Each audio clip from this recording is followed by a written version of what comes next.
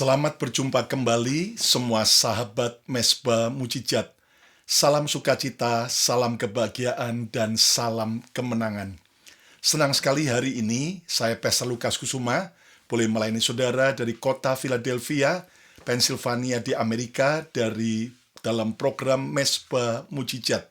Jika Anda diberkati oleh program ini, jangan lupa untuk Anda bisa share kepada teman-teman Anda dan komen yang baik, pencet like-nya, jempolnya, dan subscribe YouTube channel Bethany Miracle Center. Hari ini saya rindu untuk menyampaikan sebuah renungan dengan tema Iran salah hitung. Mengira kuat, ternyata ditinggal dunia. Mata dunia sedang tertuju kembali kepada Iran. Bukan hanya karena demo-demo besar, tapi juga akhirnya Amerika sudah mengirimkan pasukan untuk menuju ke Iran. Dan benarkah akan terjadi serangan atau peperangan antara Iran dengan Amerika? Jelas kita tentu berdoa agar ada keamanan, tetapi jika ternyata itu harus terjadi, kita harus terus berdoa, berjaga-jaga, sebab memang di akhir zaman sudah dinubuatkan Alkitab akan banyak deru perang yang akan terjadi. Namun mari kita akan belajar dari pengalaman pahit Iran saat rezim Iran yang penuh dengan kesombongan lalu diperhadapkan dengan realita ketika rakyatnya demo dan mengalami kesulitan bukan cuman air, tetapi juga ekonomi. Bahkan merosotnya, hancurnya mata uang daripada Iran. Alkitab mengingatkan buat kita agar kita terus belajar dari pengalaman kita sendiri maupun pengalaman orang lain, agar kita tidak mengulang kembali kesalahan yang sama, dan kita bisa mencontoh apa yang baik. Amsal 16 ayat 18 berkata, "Kecongkakan mendahului kehancuran, dan tinggi hati mendahului kejatuhan."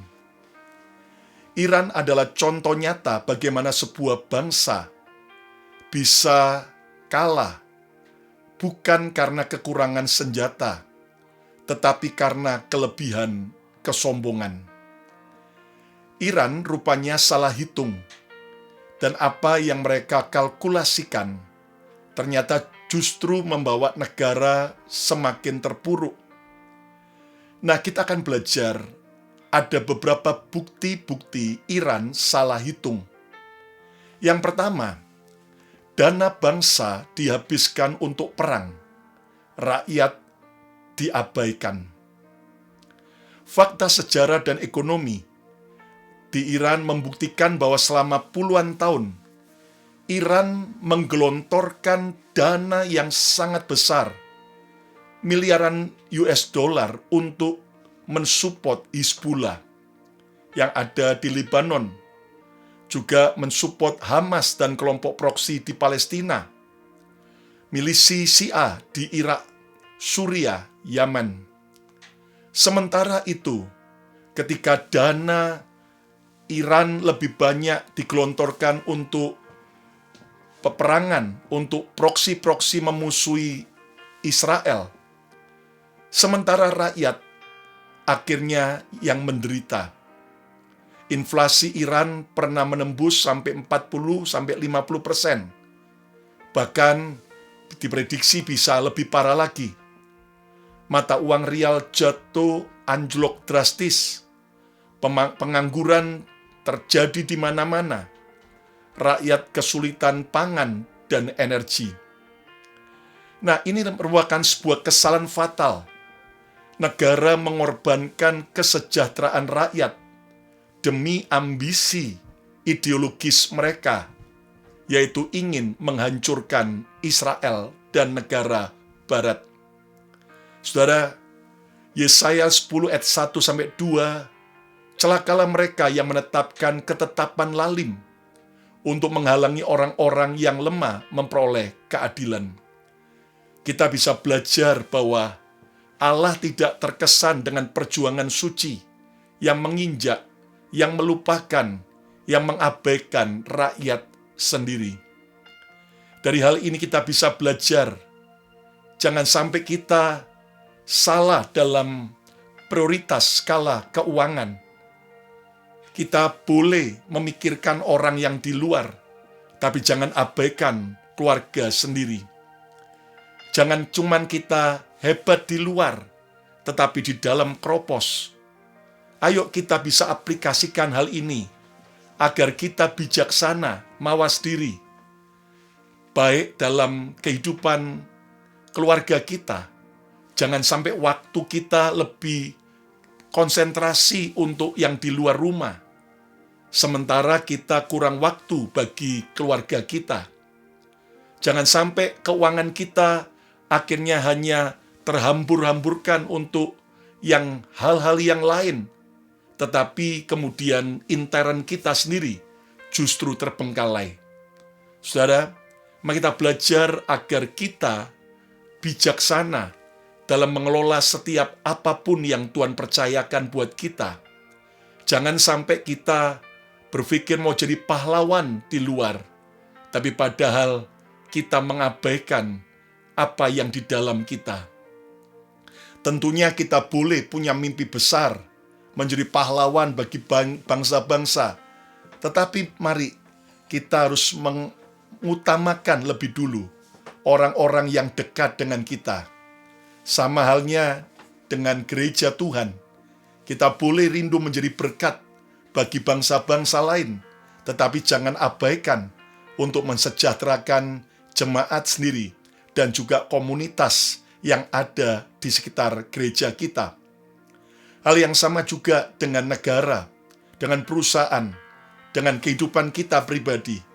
Mari kita betul-betul bisa bijaksana dalam pengolahan waktu kita, energi kita, keuangan kita, sehingga akhirnya kita tidak mengulangi kebodohan, kesalahan Iran yang salah hitung.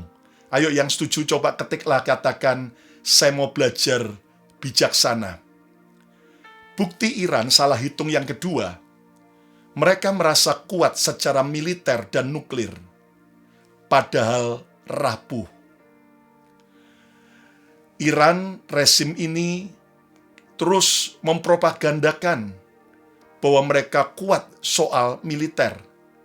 Mereka siap untuk menghadapi serangan Amerika, Israel, dan mereka bahkan mengancam mau juga menghancurkan negara-negara tetangga daripada Iran jika seandainya Amerika menyerangnya. Saudara, ini adalah sesuatu bentuk kesombongan, merasa diri kuat secara militer dan nuklir, padahal rapuh di dalam. Fakta ilmiah dan militer yang kita bisa pelajari di lapangan, Iran belum pernah terbukti memiliki senjata nuklir secara operasional. Banyak fasilitas militernya yang akhirnya terdeteksi di satelit, rentan dengan serangan presisi. Kita udah lihat beberapa kali serangan senyap dari Israel, bahkan juga serangan senyap dari Amerika yang akhirnya menghancurkan infrastruktur Iran. Bahkan teknologi militernya bisa dipantau oleh Amerika dan Israel, dan banyak bergantung pada reserve engineering. Kalah dalam sistem pertahanan udara dan cyber warfare. Dan itulah yang sebetulnya terjadi di lapangan. Namun Iran merasa kuat dalam militer dan nuklir. Kekuatan yang dibesar-besarkan lewat propaganda, bukan berdasarkan realita. Mazmur 20 ayat yang ke-7 berkata, ada yang mengandalkan kereta dan kuda, tetapi kita mengandalkan nama Tuhan. Sebuah pembelajaran rohani buat kita, bahwa kekuatan yang tidak diuji kebenarannya akan runtuh saat diuji oleh masa sulit. Lihat bagaimana Iran yang merasa kuat justru rapuh di dalam. Dan mari kita belajar bersama. Alkitab juga mengingatkan kita agar kita tidak mengandalkan kekuatan kita, agar kita tidak mengandalkan orang lain, tapi kita mengandalkan Tuhan, supaya kita tidak terkutuk, tetapi diberkati. Di tengah masa sulit seperti sekarang, ayo kita belajar merendahkan diri, dan kita ngukur kekuatan kita, sehingga kita tetap akhirnya mengandalkan Tuhan, dan mentaati apa yang menjadi perintah dan kehendak-Nya. Mari kita belajar untuk juga terus mawas diri. Karena apa? Karena Alkitab juga mengatakan, siapa merasa diri kuat, hati-hatilah supaya jangan ia jatuh. Saudara, ayo kita tidak boleh lengah. Jangan sampai kita berkata, oh aku masih muda, aku masih sehat, masih kuat. Nggak ada yang menduga, bro. Nggak ada yang menduga, sis. Yang namanya penyakit, yang namanya orang bisa kolaps atau bahkan meninggal, itu bisa terjadi tanpa diduga. Nah, mari kita belajar dalam segi kesehatan jasmani kita. Kita harus terus melatih, menjaga, merawat kesehatan kita. Nggak cuma pakai perasaan, tapi check up ke dokter secara rutin. Cek ke laboratorium, untuk apa? Untuk kita tes apakah aku sehat atau tidak. Karena saya percaya bahwa Tuhan tidak pernah menentang dunia kedokteran. Saya ulangi lagi, kekristenan tidak pernah menentang dunia kedokteran. Tuhan bisa memakai dunia kedokteran untuk menjadi alat Tuhan membawa kesembuhan. Kita orang Kristen tidak boleh anti dengan namanya obat. Kalau kita minum obat dari dokter bukan berarti kita tidak punya iman. Namun Tuhan bisa memakai obat yang merupakan hikmat yang Tuhan titipkan kepada para penemunya untuk menjadi alat membawa kesembuhan. Lihat pada zaman Tuhan Yesus saja, setiap kali dia mendoakan dan menyembuhkan orang sakit, terutama orang-orang kusta, Yesus berkata, pergi ke bait suci, bertemu dengan imam. Nah, kenapa? Karena imam pada waktu itu punya tugas untuk memeriksa apakah si kusta itu masih ada tanda penyakit kustanya ataukah sudah sembuh. Dan tentunya imam pada waktu itu yang harus mengecek, diperlengkapi dengan ilmu kesehatan, ilmu kedokteran untuk tahu apakah ini masih sakit kusta ataukah sudah sembuh.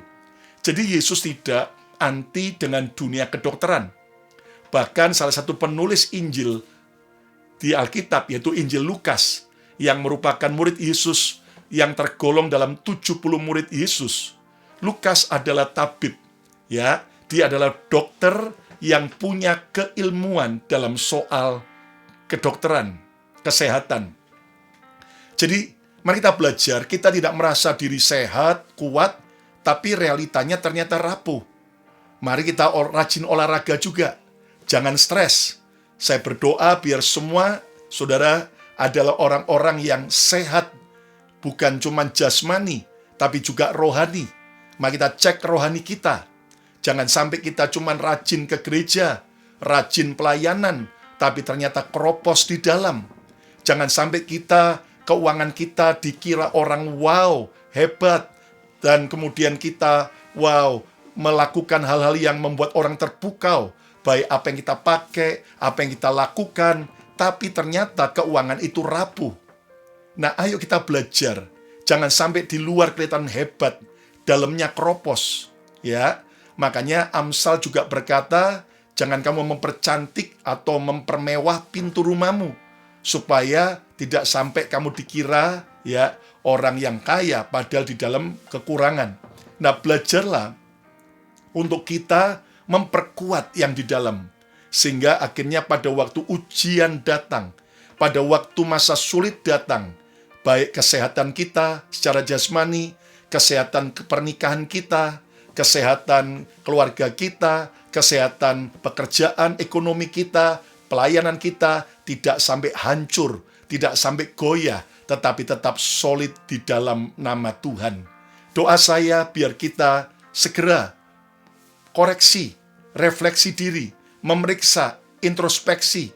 Kalau ada kekeroposan, ayo segera bertobat, perbaiki. Kalau mungkin ternyata kita kedapatan defisit dalam soal keuangan dalam keluarga, lebih besar pengeluaran daripada pemasukan, ya ayo bertobat, belajar untuk ikat pinggang, potong semua pengeluaran-pengeluaran yang bisa dipotong. Supaya apa? Supaya Anda kuat secara keuangan keluarga. Sama juga dalam pelayanan, sama juga dengan banyak area hidup ini.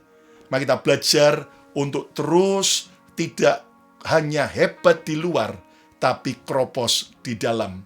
Ayo yang setuju coba katakan, saya mau kuat di luar dan di dalam. Ya, doa saya biar kita menjadi orang-orang yang bijaksana. Bukti Iran salah hitung yang ketiga. Iran merasa jadi pahlawan Palestina, padahal dunia Arab tidak mendukungnya. Fakta sejarah politik mengatakan banyak negara Arab justru tidak peduli dengan Iran.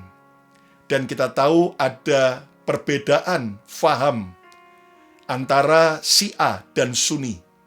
Iran yang merupakan Islam Syiah menganggap bahwa kelompok negara Arab yang lain, Islam Sunni, bukanlah Islam yang sejati. Sebaliknya juga sama, antara yang Sunni dan Syiah.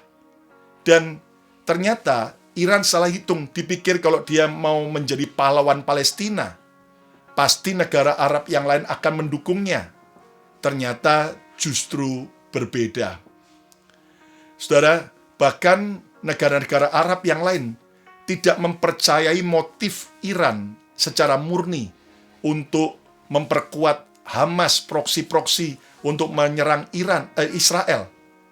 Beberapa negara justru menormalisasi hubungan dengan Israel, menormalisasi hubungan dengan Amerika, dan mereka menjaga jarak dari konflik Iran. Nah, Iran salah membaca peta dunia Arab. Mereka mengira sentimen Palestina akan otomatis menjadi dukungan bagi Iran. Nah, Yakobus 4 ayat yang pertama berkata, dari manakah datangnya sengketa dan pertengkaran di antara kamu? Bukankah dari hawa nafsumu? Saudara, perpecahan, ketidakharmonisan, ketidakrukunan itu terjadi karena adanya hawa nafsu, karena ada sebuah ego yang ada. Nah, pelajaran rohani dari Iran ini, tidak semua yang berteriak keadilan benar-benar memperjuangkan kebenaran dan keadilan. Saudara, mari kita belajar supaya kita boleh menyuarakan agar kita mendukung adanya keadilan di negara kita, di mana kita tinggal. Tetapi, saudaraku, jangan sampai kita ternyata salah hitung, sehingga menjebak kita justru kepada kehancuran. Demo boleh, tapi tetap jangan sampai kelewatan batas. Dan jangan sampai sengketa dan pertengkaran itu terjadi gara-gara kita sok pahlawan. Makanya sedih sekali kalau sampai hanya ribut-ribut, berantem, bermusuhan, sampai saling caci, kemudian sampai saling yaitu melaporkan ke polisi hanya karena masalah perdebatan agama. Nah, mari kita belajar bersama-sama agar kita bukan jadi pembela Tuhan, tapi kita yang dibela Tuhan. Yang setuju, ayo coba katakan, saya yang perlu dibela Tuhan. Ya. Jadi mari kita belajar tidak sok jadi pahlawan, apalagi masalah Palestina yang justru digoreng-goreng, padahal tidak ada unsur agama di situ. Yang ada adalah unsur politik dan wilayah dan kepentingan. Ya, jadi mari kita belajar, jangan mau dibentur-benturkan soal agama, sentimen bahwa ternyata orang Yahudi itu sangat barbar dan anti-Islam. Siapa bilang? Di Israel sampai hari ini, tentara Israel ditugaskan untuk menjaga Masjid Al-Aqsa yang ada di Yerusalem dan Masjid Kuba Emas, ya. Dan Anda tahu bahwa tentara-tentara Israel sekarang ini cukup banyak yang dari Arab Islam. Dan ternyata dari orang Palestina juga cukup banyak yang Arab tapi Kristen, terutama yang ada di Bethlehem dan sekitarnya. Dan mari kita belajar bahwa kita tidak boleh kemudian dibentur-benturkan, lalu terpancing masuk jadi pahlawan, padahal jadi pahlawan kesiangan. Nah, ayo kita belajar. Kita betul-betul hidup dalam kebenaran. Dan biar kebenaran itu yang akan muncul sebagai cahaya fajar di tengah kegelapan. Ayo yang setuju coba ketika katakan, saya mau hidup dalam kebenaran. Yang keempat, bukti Iran salah hitung. Iran mengira Rusia dan China akan membelanya. Ternyata Iran ditinggal. Fakta geopolitik, Rusia dan China, ternyata mereka bertindak berdasarkan kepentingan nasional. Mereka tidak mau perang langsung dengan Barat demi Iran. Dukungan mereka cuman diplomatik. Dukungan mereka cuman transaksional. Hanya masalah bisnis, keuntungan, bukan pengorbanan. Iran dipakai, bukan dibela. Nah, ini yang merupakan salah hitung dari Iran.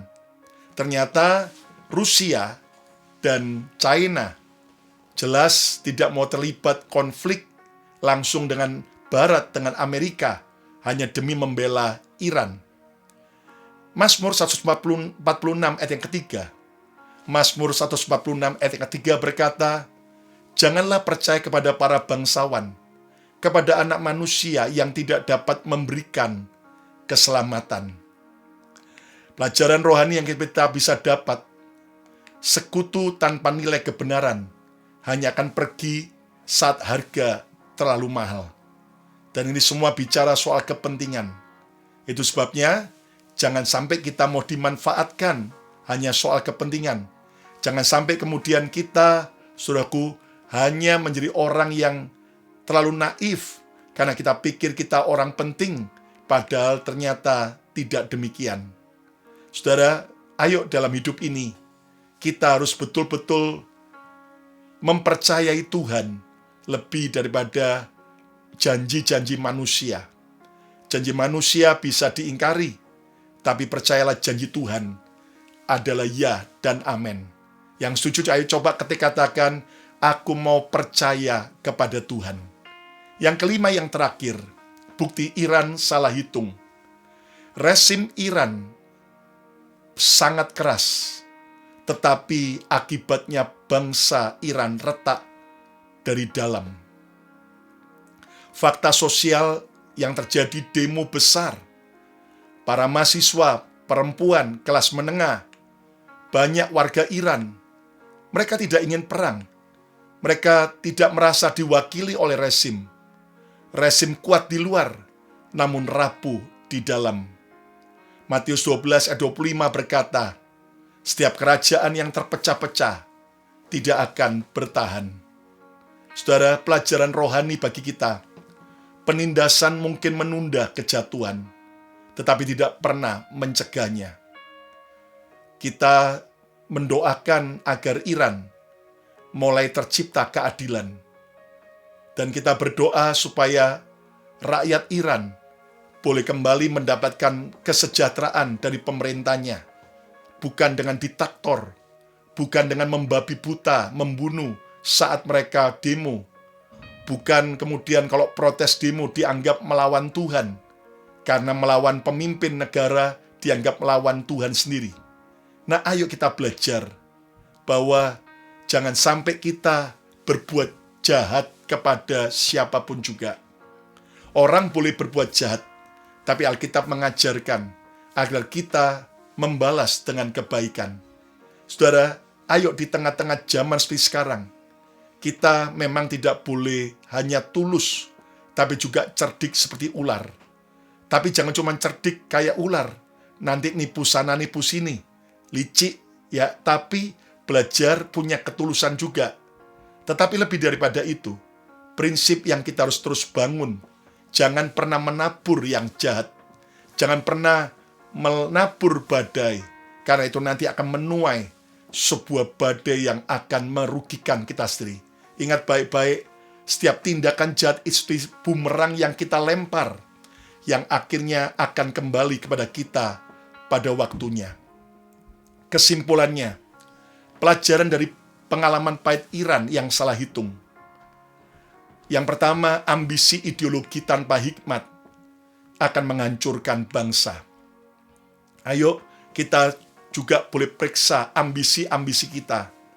Apakah itu sesuai kehendak Tuhan? Apakah itu untuk kemakmuran, kebaikan, keluarga, dan banyak orang?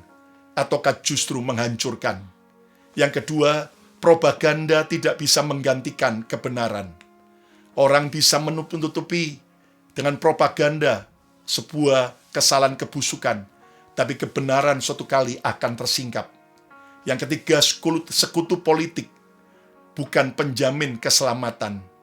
Kita tidak boleh mengandalkan yang lain, kecuali andalkan Tuhan. Yang keempat, kekuatan militer tanpa keadilan adalah ilusi. Dan yang kelima, Allah menentang kesombongan, baik secara pribadi maupun bangsa. Amsal 14 ayat 34 berkata, kebenaran meninggikan derajat bangsa, tetapi dosa adalah noda bangsa.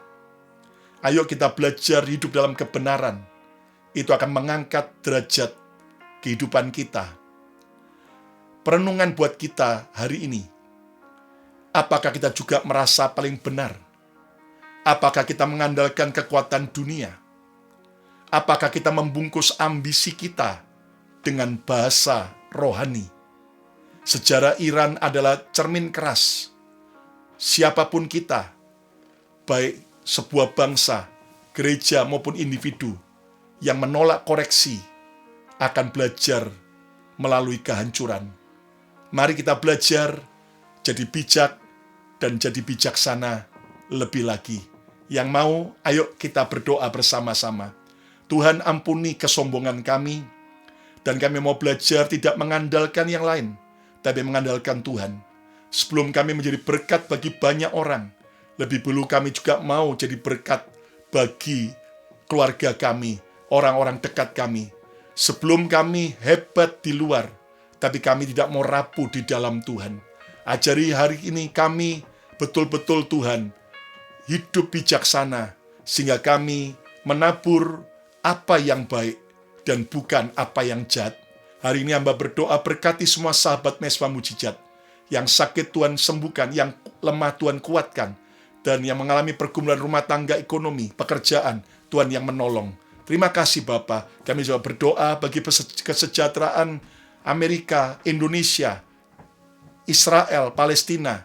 Dan kami berdoa untuk Tuhan, Iran Tuhan, supaya ada Tuhan perubahan yang membawa keadilan bagi rakyat. Terima kasih Tuhan. Kami mengucap syukur di dalam nama Tuhan Yesus. Amin, amin, amin, amin. Jika Anda diberkati oleh program Mesbah Mujizat ini, jangan lupa Anda coba komen, katakan Tuhan Yesus baik, ya. Dan kalau ada saudara yang belum percaya Yesus sebagai Tuhan dan Juru Selamat, bukalah hati, terima Yesus sebagai Tuhan dan Juru Selamat. Dan saudara sekalian, silakan follow Instagram saya Lukas Kusuma, Instagram Bethany Miracle Center, dan program Mesbah Mujizat hadir tiap hari Selasa dan Jumat jam 7.30 malam, dan juga hari yang lain jam 7.30 malam dari YouTube channel Bethany Miracle Center juga hadir program-program yang jadi berkat. Jangan lupa follow Instagram saya, dan juga jangan lupa subscribe YouTube channel Bethany Miracle Center, dan juga komen yang baik, dan pencet like-nya, jempolnya, share kepada sebanyak mungkin orang, supaya banyak orang juga belajar dari salah hitung Iran. Saya Pastor Lukas Kusuma mengucapkan berkat Tuhan. Sampai berjumpa kembali. Haleluya.